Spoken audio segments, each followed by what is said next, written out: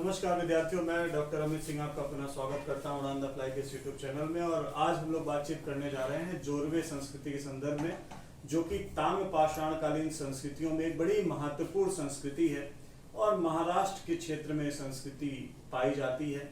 और जोरवे जो कि सबसे प्रमुख और पहला स्थान है जिसके नाम पर इस संस्कृति को जाना जाता है, जो कि नासिक जिले में स्थित है, वहाँ से इस संस्कृति की पहचान होती है।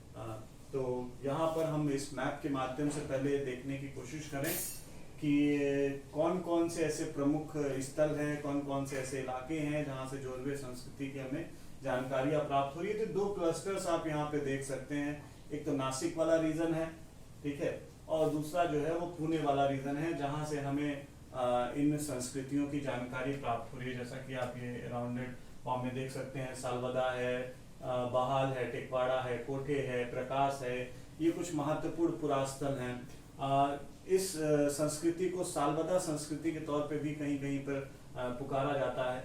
इसके अलावा एक ये रीजन है जहाँ पे दैमाबाद, नेवासा, इनामगांव, ये कुछ प्रमुख पुरास्थल दिखाई पड़ते हैं। इसके अलावा ये देखिए कुछ प्रमुख नदियां भी यहाँ पे दिखाई पड़ रही हैं, जैसे कि गोदावरी नदी है, भीमा नदी है, ताप्ती एक बड़ी महत्वपूर्ण नदी है जिसके किनारे ज्यादातर इस संस्कृति से जुड़े हुए पुरास्थल हमें प्राप्त होते हैं। इसके अलावा अगर हम जोरवे संस्कृति के संदर्भ में देखें तो जोरवे संस्कृति, जैसे कि जोरवे इसको नाम दिया गया है, महाराष्ट्र में ये संस्कृति हमें प्रमुख तौर पर पाई जाती है और ये संस्कृति थोड़ा सा एक्सटेंड होते हुए दिखाई पड़ती है दूसरे इलाकों की तरफ भी, और कोस्टल एरियाज में भी पश्चिम की तरफ ये थोड़ा सा दिखाई पड़ती है। विदर्भ के भी नॉर्थ ईस्ट के इलाके में भी कुछ जगह से इसकी जानकारी हमें प्राप्त हो रही है, ठीक है। ये कर्नाटक की तरफ एक्सपेंड होती है, कोंकण रीजन में भी इसकी जानकारी हमें थोड़ी सी दिखाई पड़ती है। और अंततः ये जो जोरवे संस्कृति है वो अपने लेटर फेज में, प्रारंभिक फेज में तो मालवन रीजन में इसके अवशेष हमें मिलते हैं, लेकिन लेटर फेज में आते आते ये जो आपकी मेगालिथिक कल्चर है साउथ इंडिया के, उसके आसपास के रीजन से उसके साथ भी इसके कुछ लक्षण हमें दिखाई पड़ने लगते हैं, ठीक है। The culture is named after the type site of Jorwe in Ahmednagar district है, वहां से इसकी जानकारी हमें प्राप्त हो रही है सर्वप्रथम। और ये कल्चर डिस्कवर्ड किया गया था 1950 के आसपास। और इसके अलावा प्रकाश एक बड़ा ही महत्वपूर्ण पुरास्थल है जो कि तापी नदी के किनारे है। दैमाबाद है जो कि प्रवरा और गोदावरी नदियों की जो घाटी है वहां से वो प्राप्त हो रहा है। इनामगांव है जो कि भीमा वैली के आसपास के रीजन में है। तो इस तरीके से कुछ महत्वपूर्ण नदियां और नदी क्षेत्र हैं जहां पर ये जोरवे संस्कृति के अवशेष हमें प्राप्त हो रहे हैं। इसके अलावा लगभग 200 पुरास्थल जो है वो अभी तक जो है आइडेंटिफाई किए जा चुके हैं। इसके अलावा कुछ पुरास्थल है जिनका उत्खनन भी बड़े पैमाने पे किया गया है, जैसे कि इनामगांव और दैमाबाद। ये दो बड़े ही महत्वपूर्ण पुरास्थल हैं जिनके उत्खनन के माध्यम से जो पुरावशेष हमें प्राप्त हो रहे हैं उनके आधार पर हम इस जोरवे संस्कृति को समझने का प्रयास करते हैं, ठीक है। The high concentration of sites in the Tapi valley, Bhima valley, Godavari basin, इसके अलावा इसकी जो छोटी छोटी ट्रिब्यूटरीज हैं, जो शाखाएं हैं इन नदियों की, जैसे कि मंजरा है, कान है, गिराना है, प्रवरा है, इनके आसपास, इनके जो किनारे हैं उनके आसपास से हमें जोरवे संस्कृति के प्रमुख पुरास्थल हमें प्राप्त हो रहे हैं। अब कुछ प्रमुख पुरास्थलों की अगर हम बात करें तो प्रकाश, सावलदा, कोठे, बहाल, टेकवाड़ा, तुलजारपुड़ी, दैमाबाद, नेवासा, नासिक, जोरवे, सोनगांव, आपेगांव, इनामगांव, चंदौली और वाडकी, ये कुछ प्रमुख पुरास्थल है जो कि इस संस्कृति के संदर्भ में हमें दिखाई पड़ रहे हैं। अब अगर हम पॉटरीज की, मृदभांडों की बात करें, जैसा कि ज्यादातर ताम्रपाषाणकालीन संस्कृतियों में जो हमने पूर्व में भी बात की उसमें ये बातचीत हुई थी कि ताम्रपाषाणकालीन संस्कृतियों का जो विभाजन हुआ है, जो पहचान हो पाई है, वो मृदभांडों के आधार पर हो पाई है। तो जोरवे संस्कृति में भी एक बड़ा विशिष्ट प्रकार की मृदभांड हमें दिखाई पड़ता है, वो है टोटीदार, स्पाउटेड वेयर, टोटीदार बर्तन। ये विशिष्ट प्रकार के बर्तन हैं जो कि जोरवे संस्कृति की एक बड़ी पहचान है, जिसके माध्यम से हम जोरवे संस्कृति को आइडेंटिफाई कर पाते हैं। लेकिन इसके अलावा हमें जोरवे की ही पुरास्थलों से प्रारंभिक जो जोरवे का चरण है जो अर्ली फेज ऑफ जोरवे है, वहां से हमको मालवन संस्कृति के भी अवशेष प्राप्त हो रहे हैं। मालवन संस्कृति के बर्तन हमें वहां से प्राप्त हो रहे हैं। तो जैसा कि आप सभी जानते हैं कि मालवा संस्कृति में एक बड़ा विशिष्ट प्रकार का बर्तन है, हल्के लाल और गुलाबी रंग पर काले रंग के चित्रण वाला बर्तन। ये मालवा के बर्तनों की विशिष्टता है, जो कि यहाँ से हमें प्राइमरीली जो है जोरवे से प्राप्त हो रही है। इसके अलावा दूधिया कलर का जो बर्तन है, दूधिया स्लिप वाला, क्रीमी स्लिप्ड जो बर्तन है, वो भी हमें इस जोरवे की संस्कृति से दिखाई पड़ रहा है प्रारंभिक दौर में। उसके बाद आता है मालवा का जो बर्तन, ठीक है, मालवा का जो विशिष्ट प्रकार का बर्तन है, black on red painted pottery. ये बड़ा महत्वपूर्ण बर्तन हमें दिखाई पड़ता है, जो कि स्पाउटेड जार्स हैं, स्पाउटेड वेयर्स हैं, टोटीदार बर्तन है, जिसमें टोटियां जो है लगाई गई हैं, बड़े बड़े जार्स के तौर पे वो बनाए गए हैं। इसके अलावा बाउल्स भी हैं, कैरनेटेड बाउल्स हैं, उसके तौर पे भी दिखाए गए हैं। स्टोरेज जार्स हैं, बेसिन्स हैं, कप्स हैं, और ओकेजनली चैनल स्पाउटेड बाउल्स हैं। बहुत सारे इस तरीके के टोटीदार बर्तन, अलग अलग भिन्न भिन्न प्रकार के बर्तन हमें जोरवे के इन बर्तनों के बनाने की प्रक्रिया से दिखाई पड़ता है। और अंततः जो है हमें कुछ हैंडमेड पॉटरीज भी मिलती हैं, रेड एंड ग्रे वेयर भी वहां से प्राप्त हो रहा है। इसके अलावा रेड एंड ग्रे वेयर भी प्राप्त हो रहा है। और बाद के चरण में जो लेटर फेज ऑफ जोरवे है, वहां से हमें कृष्ण लोहित पात्र परंपरा भी प्राप्त होने लगती है। और ये जो कृष्ण लोहित पात्र परंपरा है, ये पात्र परंपरा जो है मेगालिथिक कल्चर, जो साउथ इंडिया के बृहद पाषाणिक संस्कृतियां हैं, वहां से हमें प्राप्त हो रहा है। तो जो अंतिम चरण है इसका जोरवे का, वो कुछ न कुछ साउथ इंडिया की जो मेगालिथिक कल्चर है उसके साथ जो है इसका कुछ न कुछ संबंध दिखाई पड़ता है, और लौह युगीन संस्कृतियां वहां से प्रारंभ हो जाती हैं। ठीक है, तो ये जोरवे एक मिश्रित संस्कृति के तौर पर वहां पे दिखाई पड़ने लगता है। अब ये पिक्चर्स हैं, ठीक है, ये जोरवे संस्कृति के कुछ बर्तनों की पिक्चर्स यहाँ पे दिखाई पड़ रही हैं। जैसे कि ये देखिए टोटीदार बर्तन यहाँ पे दिखाई पड़ रहे हैं, ऐसा एक बड़ा जार यहाँ दिखाई पड़ रहा है, ये भी ऐसे एक टोटीदार बर्तन दिखाई पड़ रहा है। तो एक बड़ा ही महत्वपूर्ण ऐसे बर्तन दिखाई पड़ रहे हैं। इसके बाद घरों की अगर हम बात करें कि वो लोग कैसे आवास बना रहे थे, ये भी एक कृषि और पशुपालन वाली अर्थव्यवस्था और ग्रामीण परिवेश वाली एक संस्कृति है, जहाँ पर हमें मिश्रित अर्थव्यवस्था दिखाई पड़ती है। और घरों को बनाने में ज्यादातर जो है वो घास फूस और मिट्टी की दीवारों और जो स्टोन्स हैं, पत्थर है, उनका प्रयोग यहाँ पर भी दिखाई पड़ता है। और हाँ, जैसे कि मालवा के संदर्भ में जब हम लोग बात कर रहे थे, तो ये बात हुई थी कि नाम गांव और दैमाबाद से मालवा का जो चरण है वहां से हमको गर्त आवासों की सूचना मिलती है। तो ये कि नाम गांव और दैमाबाद जोरवे संस्कृति के लिए बड़ा महत्वपूर्ण पुरास्थल है, तो वहां से गर्त आवास की सूचना हमें दिख रही है। और ज्यादातर जो घर बनाए गए हैं अर्ली फेज में, वो रेक्टेंगुलर को प्लान करके, रेक्टेंगुलर आयताकार स्थिति में वहां पर घरों का निर्माण किया जा रहा है। लेकिन बाद के जो फेजेस हैं वहां पे गोलाकार फिर झोपड़ियां जोरवे में बनाई जाने लगी थी। ड्वेलिंग पिट्स की भी जानकारी नाम गांव से हमें दिखाई पड़ती है। इसके अलावा जो घरों की दीवारें थी वो थिक मड वॉल्स हैं, ठीक है, वुडन पोस्ट का भी यूज किया गया है, और घर की घास फूस के छाजन से तैयार किया जाता था, ठीक है।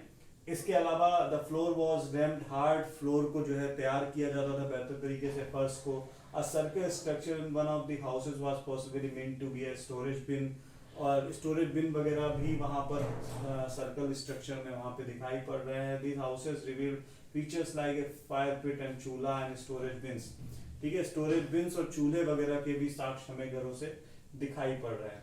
उसके बाद एग्रीकल्चर और एनिमल हस्बेंड्री की अगर हम बात करें, तो विभिन्न प्रकार के खाद्यान्नों को यहाँ पर उत्पादित किया जा रहा था। जैसे कि मैंने पहले बताया कि एक मिश्रित जो है अर्थव्यवस्था वाली संस्कृति रही है, जहाँ पर कृषि और पशुपालन इनकी अर्थव्यवस्था का मूल आधार रहा है। विभिन्न प्रकार के खाद्यान्नों का ये उत्पादन कर रहे थे। और जब भी मैं ताम्रपाषाण कालीन संस्कृतियों में खाद्यान्न या उत्पादन की बात करूं, तो हमेशा आपको ये होना चाहिए कि जैसा जिस प्रकार का क्षेत्र होगा वैसा ही वहां पे उत्पादन होगा, क्योंकि आज की तरह आर्टिफिशियल जो व्यवस्था है वो उत्पादन या फसल को उत्पादित करने में, सिंचाई करने में नहीं है। नेचुरल तरीके से सिंचाई की जा रही थी या कृषि का कार्य किया जा रहा था। तो जिस तरीके की सॉइल होगी, क्लाइमेट होगा, वैसा ही जो है फसल वहां पे उत्पादित होगी, क्योंकि इलाका मालवा के पठार और इधर महाराष्ट्र का जो इलाका है वो थोड़ा सा पहाड़ी और पठारी इलाका है, तो कम जिसमें पानी की कम आवश्यकता से जो है उत्पादन हो जाए, ऐसी फसलें ज़्यादातर आपको दिखाई पड़ेंगे। दलहन तिलहन की फसलें प्रमुख तौर पे इन इलाकों में उगाई जाती हैं। जैसे मालवा के रीजन में गेहूँ उगाया जाता है, दलहन और तिलहन की फसलें मुख्य तौर पे उगाई जाती है। तो यहाँ पर भी दलहन और तिलहन की फसलों जो हैं प्रमुख तौर पे उगाई जाती हुई दिखाई पड़ेगी। तो यहाँ पर जो प्रमुख क्रॉप्स हैं, बार्ले है, वीट है, ज्वार है, राइस है, रागी है, ग्रीन पी है, ग्रास पी है, लेंटिल है, ग्रीन एंड ब्लैक ग्राम है। इसके अलावा कॉटन वगैरह के भी उत्पादन के संदर्भ में भी कुछ जानकारियां हमें प्राप्त होती हैं। ठीक है, इसके अलावा अगर हम बात करें यहाँ की, तो वो साइट टू साइट वेरिएट करता है। जैसे कि मालवा के संदर्भ में भी हम लोग बात कर रहे थे, ये जो जितने भी फसलों के उत्पादन की हमें जानकारी मिलती है वो विभिन्न जो पुरास्थल हैं उनके माध्यम से जानकारी हमें प्राप्त हो रही है। इसके अलावा हमें विभिन्न पशुओं के भी पालन की सूचना मिलती है, जैसे कि ox, cow, buffalo, dog, sheep and goats. ये कुछ प्रमुख जानवर थे जिनको ये अपने साथ रख रहे थे, इनका पालन कर रहे थे, और ये इनके बहुत प्रमुख चीजों के तौर पे दिखाई पड़ रहा है पशुपालन के संदर्भ में।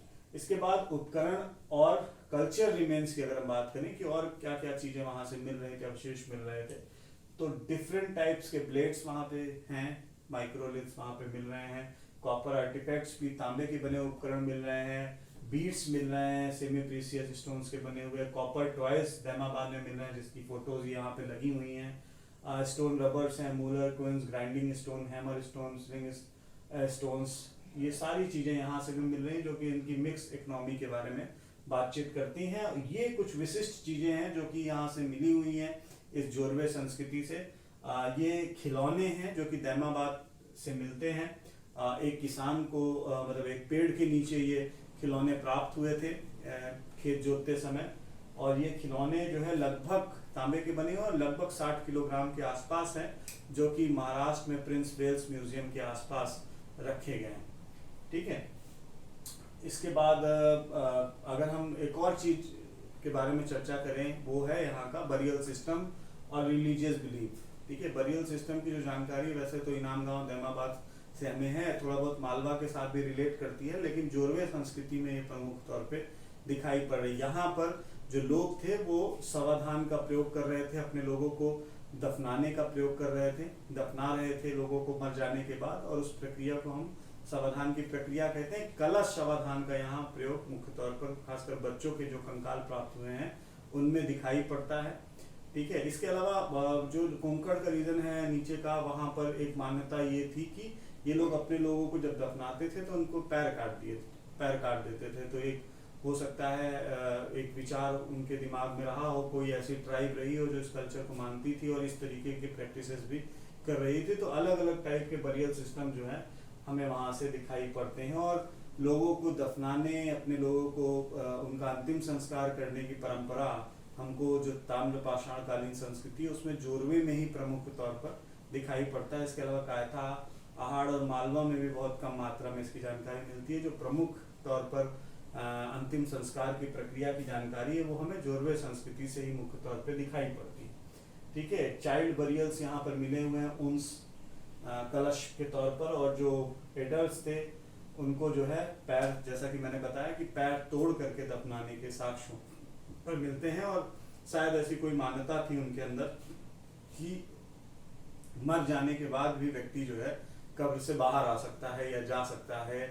ठीक है, या कुछ ऐसी ही अवधारणा उनके अंदर रही होगी, और यही वजह है कि वो मरने के बाद पैर को तोड़ देते थे या काट देते थे और उसके बाद अपने शवों को दफनाने का कार्य करते थे। ठीक है, इनाम गांव से हमें और दैमाबाद से जो है हमें बरियल्स जो है ज्यादा मात्रा में दिखाई पड़ते हैं। इसके अलावा कुछ टेराकोटा फिगरेंस भी हमें प्राप्त होते हैं, मृण मूर्तियां भी मिलती हैं जो कि उनके रिलीजियस एस्पेक्ट की जानकारी हमें देती है। ठीक है, ये एक पिक्चर है इनाम गांव से अंत्येष्टि कलश की, और ये निवासा से एक अंत्येष्टि कलश की जानकारी हमें संकालिया जी के माध्यम से प्राप्त हो रही है।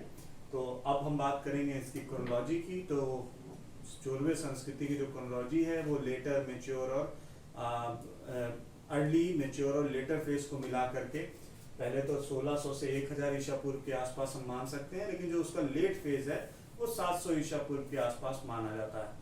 और ये बेसिकली बाद के चरणों में ये मेगालिथिक कल्चर के साथ में रिलेट करती है, और वही जो चरण है वो उसको लगभग 700 ईसा पूर्व के आसपास ले जाता है दक्षिण भारत में। तो ये आज हम लोगों ने चर्चा की जोरवे संस्कृति के बारे में। आपके जो भी प्रश्न हैं वो आप पूछते रहें। इसी के साथ हम लोगों की जो ताम्रपाषाण कालीन संस्कृति की सीरीज थी वो यहाँ पे समाप्त हो रही है।